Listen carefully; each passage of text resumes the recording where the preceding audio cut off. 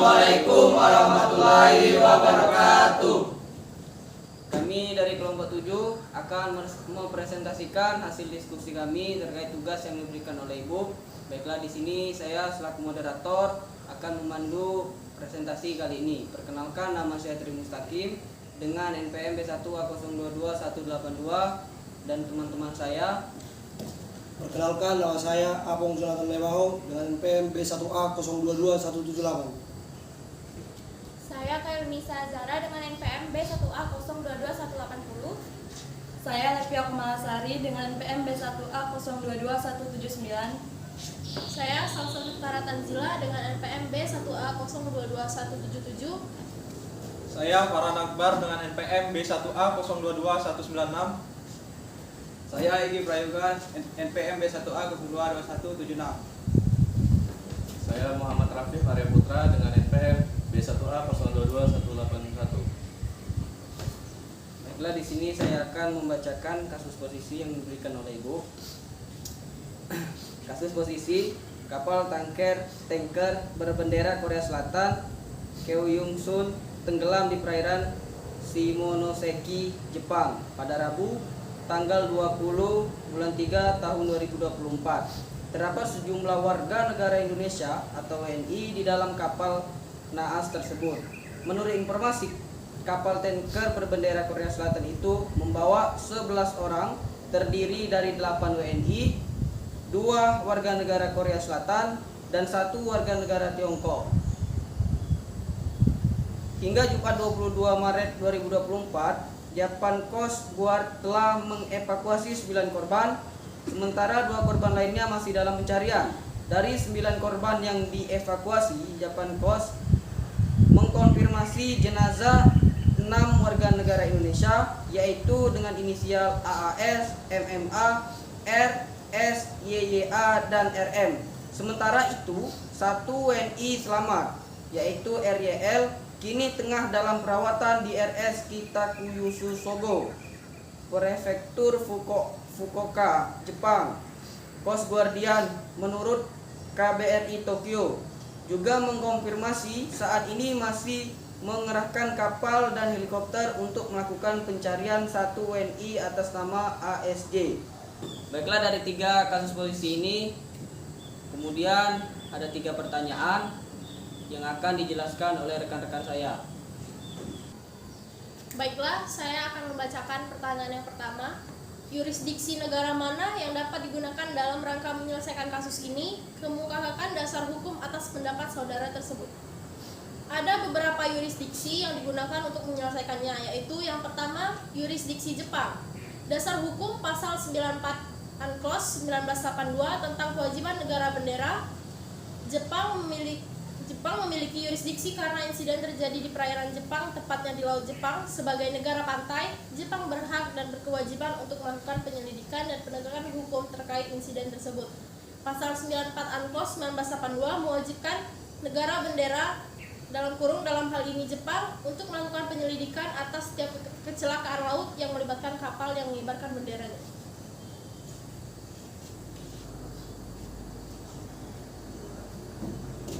Dua, yurisdiksi Indonesia. Dasar hukum pasal 5 dan pasal 94 Unclos 1982. Kedua, Indonesia memiliki yurisdiksi karena terdapat WNI yang terlibat dalam insiden, baik yang meninggal maupun yang selamat. 3. Pasal 5 Unclos 1982 menetapkan bahwa setiap negara memiliki hak untuk menetapkan kondisi pemberian kewarganegaraan bagi kapal-kapalnya. 3. Pasal 94 Unclos 1982 juga mewajibkan negara bendera, dalam hal ini Indonesia, untuk melakukan penyelidikan atas kecelakaan laut yang melibatkan kapal yang mengibarkan benderanya. 4. Indonesia berhak dan berkewajiban untuk melakukan perlindungan dan pemulangan jenazah WNI serta pendampingan bagi korban yang selamat. Berikutnya, yurisdiksi Korea Selatan. Dasar hukum pasal 94 Unclos 1982 tentang kewajiban negara bendera. Yang kedua, Korea Selatan memiliki yurisdiksi karena kapal tanker Kyosun yang tenggelam mengibarkan bendera Korea Selatan. Sebagai negara bendera, Korea Selatan juga memiliki kewajiban untuk melakukan penyelidikan dan penegakan hukum terkait insiden tersebut sesuai dengan pasal 94 UNCLOS 1982. Dengan demikian, berdasarkan UNCLOS 1982, Jepang, Indonesia, dan Korea Selatan memiliki yurisdiksi masing-masing untuk menangani kasus ini sesuai dengan peran dan tanggung jawab mereka sebagai negara pantai, negara kewarganegaraan korban, dan negara bendera kapal. Kerjasama di antara ketiga negara tersebut sangat diperlukan untuk memastikan proses penyelidikan, evakuasi, dan pemulangan jenazah warga negara Indonesia berjalankan dengan baik. Selain itu, yurisdiksi negara yang dapat digunakan dalam menyelesaikan kasus ini adalah negara Jepang. Dasar hukumnya adalah prinsip yurisdiksi teritorial, di mana suatu negara memiliki yurisdiksi atas kejadian yang terjadi di wilayah perairannya. Karena kecelakaan terjadi di perairan Shimonoseki, Jepang memiliki yurisdiksi untuk menangani kasus ini. Selanjutnya, saya akan membacakan pertanyaan yang kedua, yaitu dikaitkan dengan kasus di atas. Jelaskanlah aturan-aturan yang berlaku terkait perlindungan warga negara Indonesia di luar negeri. Aturan-aturan yang berlaku terkait perlindungan warga negara Indonesia di luar negeri. 1. Hukum nasional Jepang. Jepang memiliki yurisdiksi atas kecelakaan yang terjadi di perairannya. Oleh karena itu, proses penyelidikan, pencarian, dan penyelamatan serta penegakan hukum terhadap kecelakaan tersebut akan dilakukan berdasarkan hukum nasional Jepang. 2. Konvensi Perserikatan Bangsa-Bangsa tentang Hukum Laut atau UNCLOS. UNCLOS menyediakan kerangka kerja hukum internasional yang mengatur berbagai aspek lautan, termasuk penyelesaian sengketa, hak dan kewajiban negara di laut lepas, serta perlindungan lingkungan laut. Prinsip-prinsip UNCLOS dapat diterapkan dalam menangani kecelakaan kapal di perairan. Yang ketiga, perlindungan konsuler.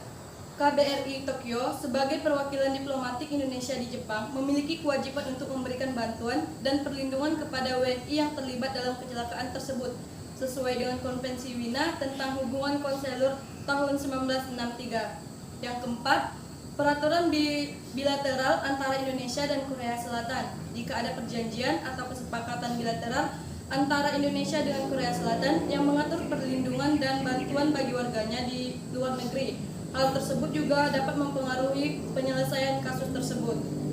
Dalam kasus ini, pemerintahan Indonesia akan bekerjasama dengan pemerintahan Jepang dan Korea Selatan untuk memastikan bahwa kepentingan WNI yang terlibat dalam kecelakaan tersebut dilindungi dan dipertimbangkan selama proses penyelesaian. KBRI Tokyo akan menjadi salur komunikasi utama antara pemerintah Indonesia dan otoritas Jepang dalam menangani kasus tersebut.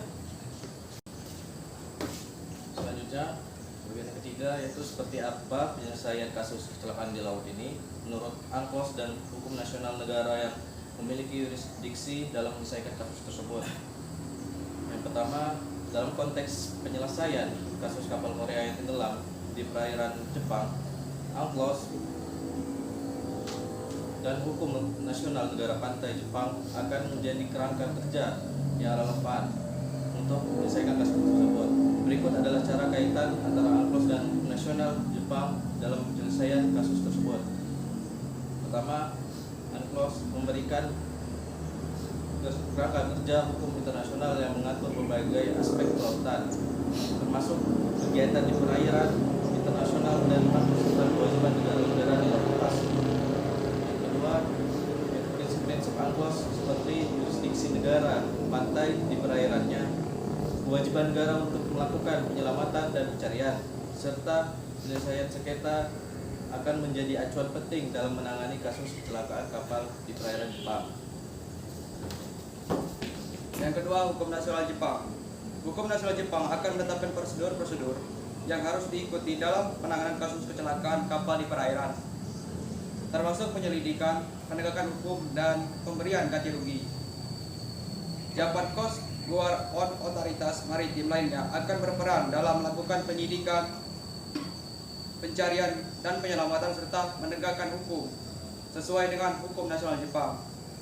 dalam hasil penyelesaian kasus kapal Korea yang tenggelam di perairan Jepang, UNCLOS akan menjadi panduan bagi negara-negara terlibat untuk menentukan hak, kewajiban, dan prosedur yang harus diikuti. Sementara itu, hukum nasional Jepang akan memberikan landasan konkret untuk pelaksanaan proses penyelesaian kasus tersebut, termasuk dalam hal penyelidikan, penegakan hukum, dan pemberian konvensi kepada pihak yang terdampak. Baiklah, itu hasil presentasi dari kelompok kami. Jika kawan-kawan ada yang ingin ditanyakan, silakan dipertanyakan. Kami tunggu pertanyaannya.